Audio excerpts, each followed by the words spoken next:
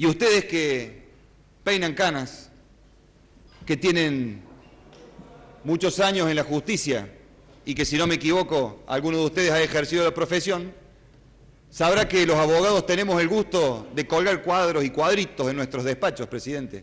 Vaya a saber de dónde viene, los más viejos y los más jóvenes también. Y en mi despacho tengo varios cuadritos, tengo mi título de abogado, algún estudio en el extranjero que no lo voy a mencionar porque si no van a decir que uno hace alaraca, señor presidente. Pero tengo el más caro. Ni por la madera, ni por la calidad, sino por lo que para mí significa. Este cuadro, señor presidente, chiquito, no llega a 20 centímetros. Este cuadro me costó 1.500 pesos. ¿Sabe qué tiene adentro? La multa que el tribunal me impuso. Multa que yo no recurrí. Multa que fui y pagué orgulloso. Y hoy exhibo frustrado.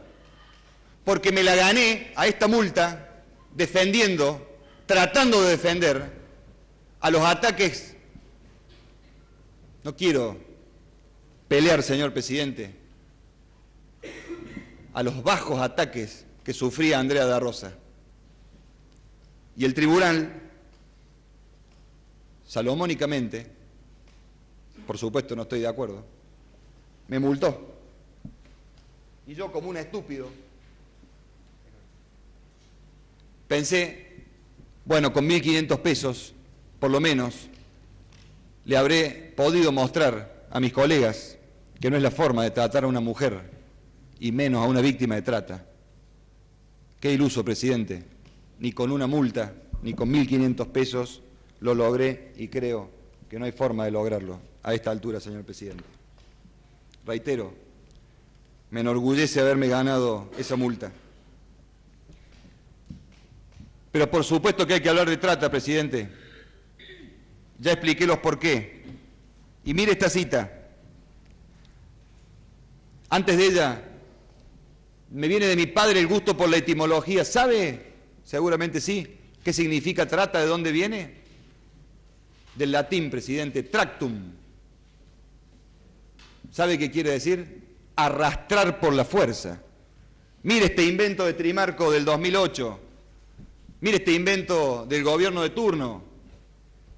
Mire qué cosa, ¿no? Arrastrar por la fuerza. ¿A Marita? ¿A Andrés Romero? ¿A Da Rosa? ¿A Tisera? ¿A Vides? ¿Quiere que siga? Desactualizado en 5 años, el mismo libro, ya le voy a dar la referencia, no leo mis alegatos. En el 2007, dice la Organización Internacional del Trabajo, creo que yo por lo menos no la puedo discutir, dijo que la trata de personas genera un movimiento aproximadamente de 32.000 millones de dólares al año, señor presidente, después del juego y de la venta de armas. Y la cita es del 2005, es decir, hay que actualizarlo con el índice que quiera. Como toda esclavitud está fundada en el principio de propiedad. Las víctimas son propiedad de los rufianes. La trata es una vertiente de la esclavitud actual.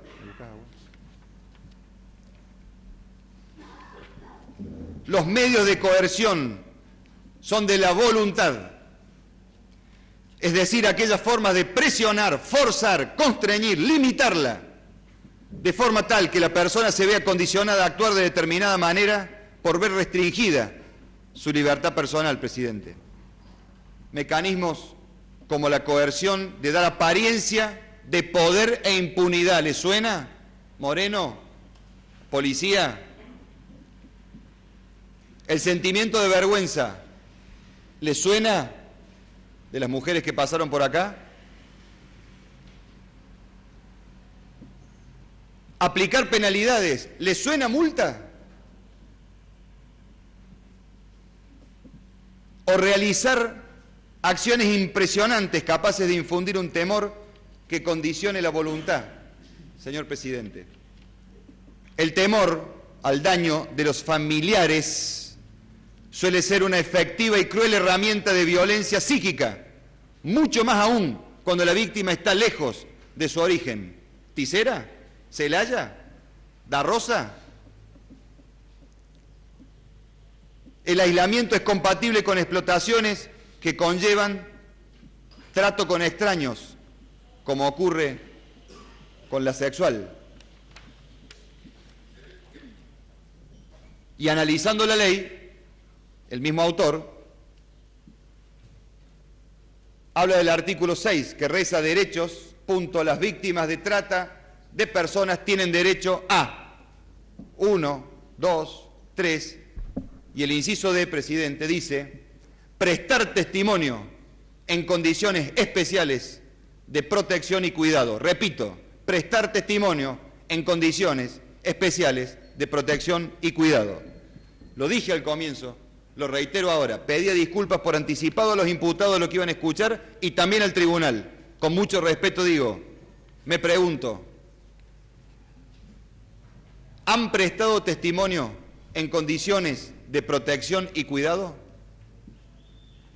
En esta automayéutica que estoy haciendo, no, presidente, y el daño está causado.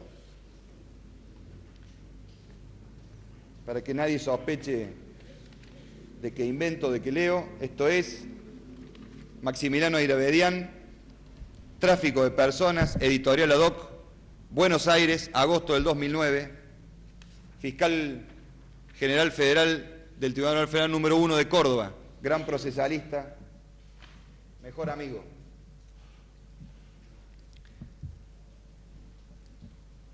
Eva Giberti, la trata de personas, una vertiente de la esclavitud actual, un clásico para los que estamos habituados a la trata.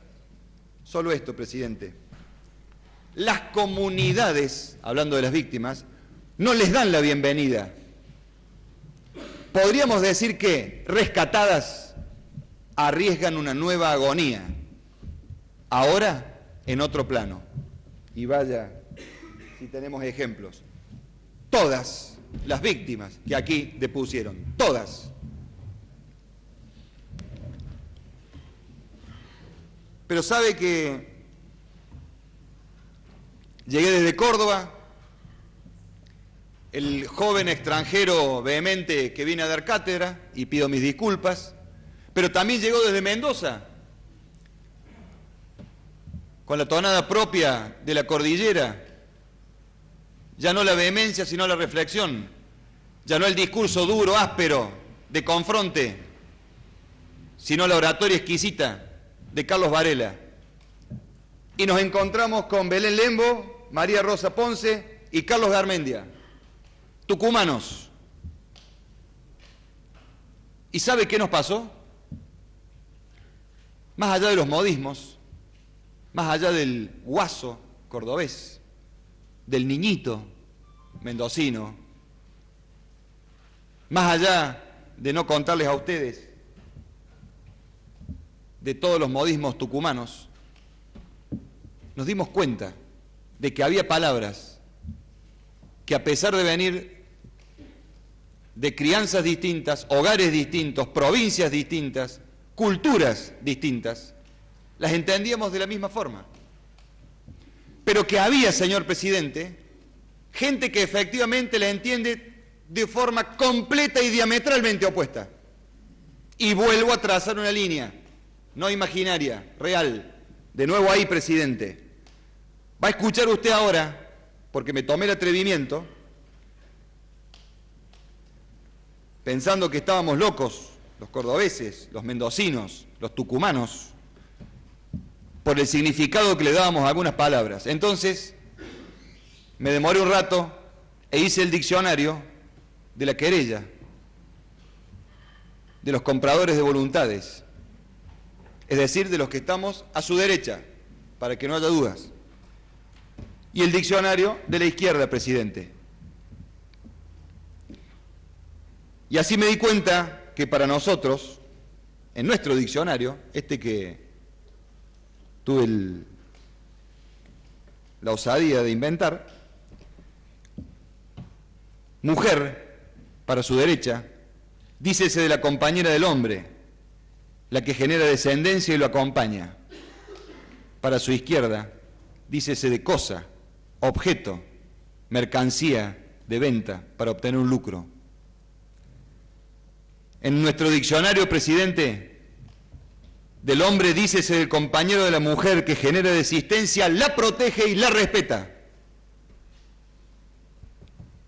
Para su izquierda, dueño, jefe, el único tipo de ser humano que existe.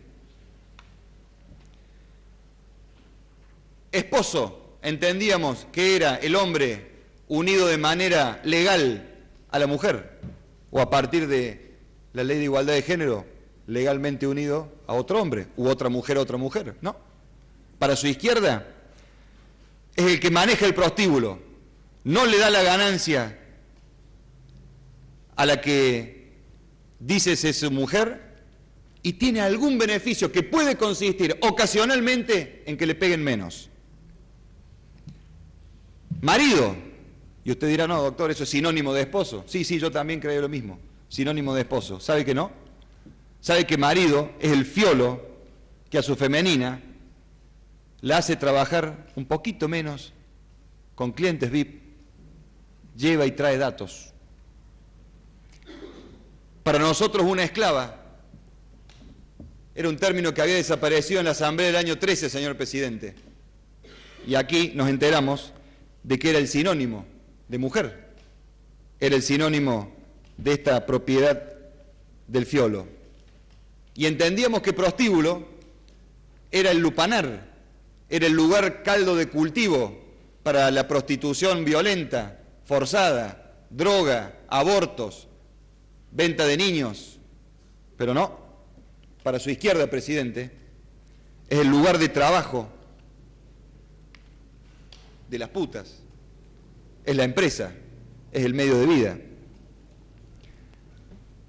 Para mí, presidente, el cura era este hombre consagrado perteneciente a la religión católica, apostólica y romana, y me entero que para su izquierda es el socio o empleado que devuelve a las víctimas, a los proxenetas, a los fiolos. Suele usar sotana y anda en camioneta. Pensaba que la plaza era un lugar público o privado para el esparcimiento. Resulta que no, que es el tiempo mínimo que tiene que trabajar la esclava. Pensaba que pase era este signo de respeto hacia una mujer, hacia un niño chico, hacia un mayor de edad. Y me enteré que era el momento en el que el cliente se aprovecha de la situación de indefensión de esa esclava, paga por ello. Creía que arreglo era la acción de subsanar lo averiado o lo roto, señor presidente. Y me di cuenta aquí de que arreglo es lo que hacía, por orden de Liliana Medina, Andrada y Carlos Luna. Pensé que la identidad era un derecho humano inalienable, señor presidente. Qué estúpido. Porque para su izquierda es una cosa fungible, que se cambia, que se fabrica, que se troca una foto por otra. Dignidad, entendía que era una característica inalienable de la persona humana. Y fui varias veces al diccionario de su izquierda y no figura, presidente. Pensaba que una agenda era en versión papel o en versión digital la forma de almacenar datos lícitos. Resulta que para Andrada era la forma de los contactos de las mujeres que iba a captar, como intentó hacerlo con la esposa de Pablo Medina, como intentó hacerlo con su comadre. ¿Y se acuerdan que vino a probar suerte? Decía una testigo. Bueno, probó mala suerte, porque se encontró Medina que era bastante más guapo que el presidente.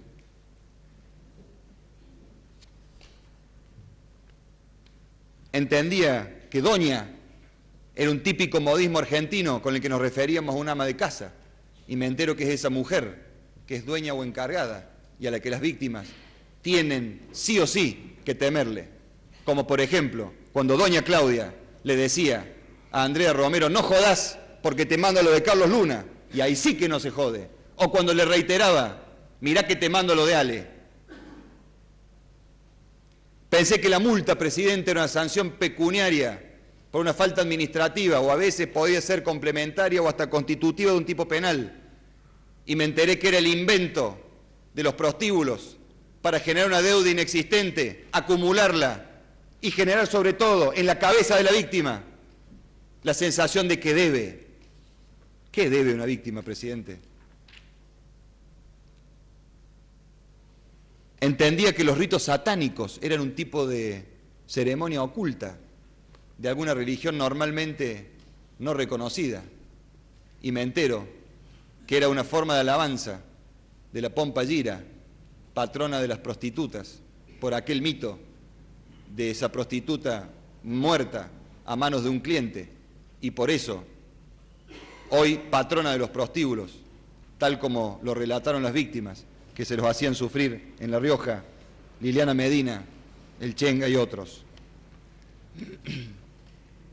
Pensé que la celda era ese lugar donde debía ir el acusado, sospechado o ya comprobado sujeto que había violentado la ley penal, y me doy cuenta que es el lugar con palitos de hierro, presidente, donde se cierra la puerta de noche y hace clean para encerrar a las víctimas.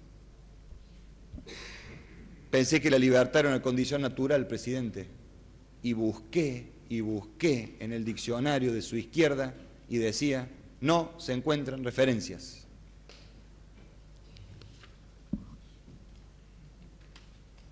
Por último, busqué la palabra juez. En nuestro diccionario decía, sucinta y humildemente, personas designadas por los mecanismos constitucionales a los fines de aplicar la ley. Para su izquierda, significa amigo, empleado, socio, sinónimos. Preguntarle al pobre juez Arce.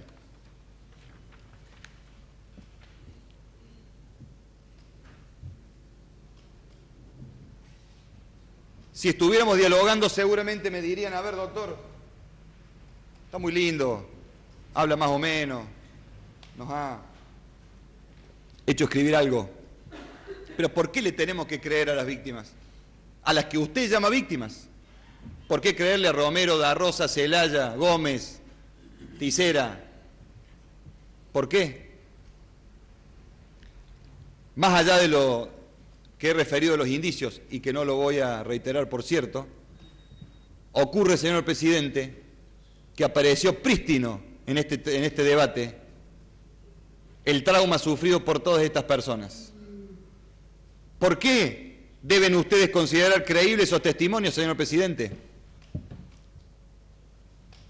Porque están traumadas. ¿Usted sabe lo que significa trauma? Herida, del griego, thromos. ¿Le parece que alguna de las testigos que pasó por acá tienen alguna herida? Y no me refiero a la herida de bala, señor presidente.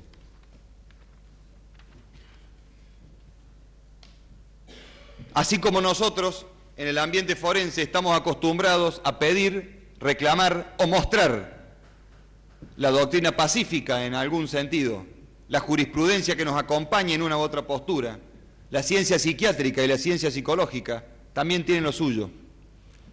Y fíjese que para la Universidad de Oviedo, España, para Esther Calvete, Ana Esteves y Susana del Corral, trastorno de estrés postraumático y su relación con esquemas cognitivos disfuncionales en mujeres maltratadas, editorial Psicoterma del año 2003, dice, este aspecto ha sido descrito en detalle por Herman en 1992, quien detalló la forma en que el maltratador, a través de la aplicación sistemática y repetitiva del trauma, destruye el sentido de sí misma de la víctima en relación con los demás, daña su autonomía y promueve un vínculo patológico con el maltratador. ¿Se acuerda cuando le preguntó Garmendia a Da Rosa cómo la trataba el Chenga? ¿Se acuerda lo que contestó? Yo sí. Dijo, me trataba mal, pero a veces me trataba bien. Bueno, las dos cosas. Eso genera, entre otras cosas, el TEPT, trastorno de estrés postraumático, señor presidente. ¿Hay manera de que el resumen, la conclusión o el corolario del trato que se le dio a Da Rosa después de escuchar todo su testimonio, todo su relato, sea de que le había tratado bien? Y dijo, en honor a que digo la verdad y no invento nada, a veces bien, a veces mal, las dos cosas. Eso se genera en las víctimas.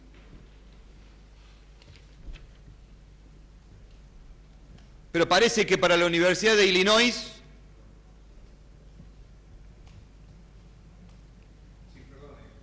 por favor, doctor, parece que para la Universidad de Illinois, en la otra punta del mapa, es lo mismo, porque hablando de este retorno intrusivo que se produce con el trastorno de estrés postraumático o flashback, ¿se acuerdan? La licenciada Gatti.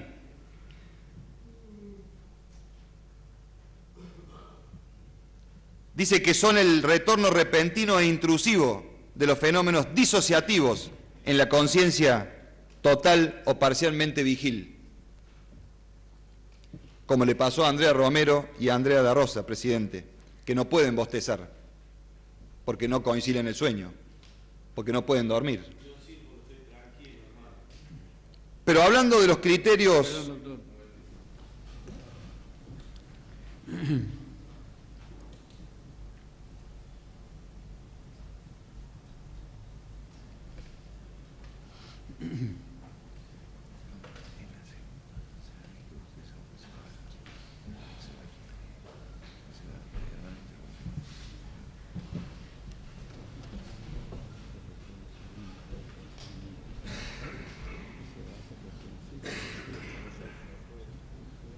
Bueno, como el señor Gómez ha incurrido en una reiteración de un... Sí, le pido, lo invito a que se retire.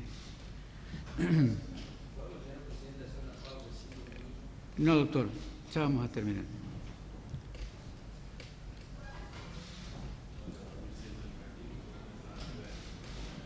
En cuanto a los criterios... Disculpe, doctor. Sí, perdón.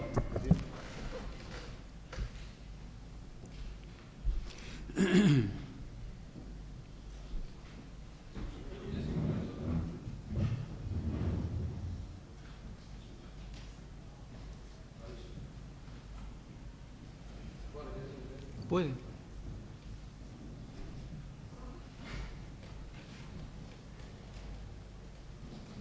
Continúe, doctor.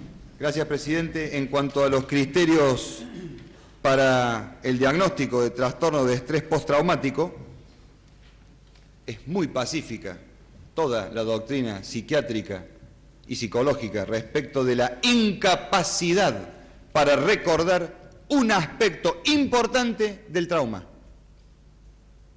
Reitero, incapacidad para recordar un aspecto importante del trauma. ¿Le suena, presidente? Porque a mí sabe que sí. Estos famosos flashbacks, dice, la revivenciación puede consistir en imágenes, los ritos, sonidos, los golpes, olores al cliente o impresiones que se centran en los momentos de extremo terror o desesperanza vividos, presidente. Y así son contestes, por supuesto, otros tantos, y solamente, y voy a resumir, como la Asociación de Neuropsiquiatría, en el estudio realizado en septiembre de 2005, Antonio Escudero y otros, en su traducción al español, titulado La persuasión coercitiva y un modelo explicativo del mantenimiento de las mujeres en una situación de violencia de género, dice: el modelo que desarrollamos establece que en la violencia de género se produce una serie definida de estrategias de persuasión coercitiva cuya finalidad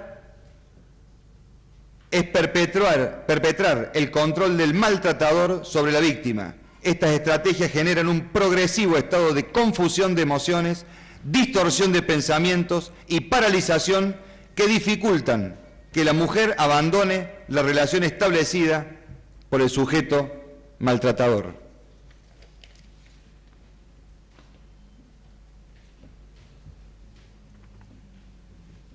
Cuando entras en una habitación, solo estás esperando que ese momento termine. Tu cabeza se despega de tu cuerpo. Tenés miedo de que te traben la puerta y quedes completamente expuesta a los golpes. ¿Esto no es una tortura que se repite varias veces por día? La puta conoce más el cuerpo del varón que la no puta. Pero es difícil hacer algo con ese saber, porque es producto de la violación y la tortura. Ese hombre sabe que se está aprovechando de tu cuerpo en el máximo estado de vulnerabilidad.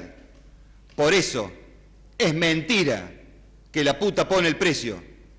El precio lo pone tu edad, lo pone tu hambre y el prostituyente que sabe y usa tu debilidad.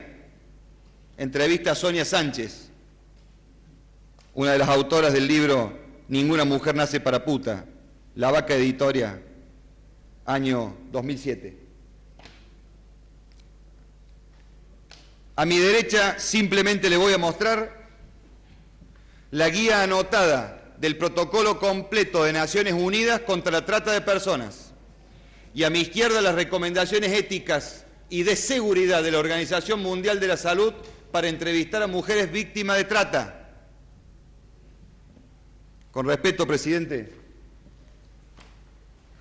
si hubiéramos tenido en cuenta eso, que encima está incorporado por el año 94 a nuestro ordenamiento y que tiene jerarquía superior al Código Penal, el daño que les hemos causado a las víctimas en este recinto se hubiera podido evitar.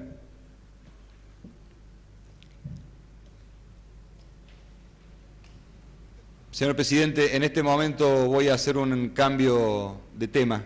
Si usted quiere un cuarto intermedio para que luego proseguir y terminar, no tengo problema. Un momento.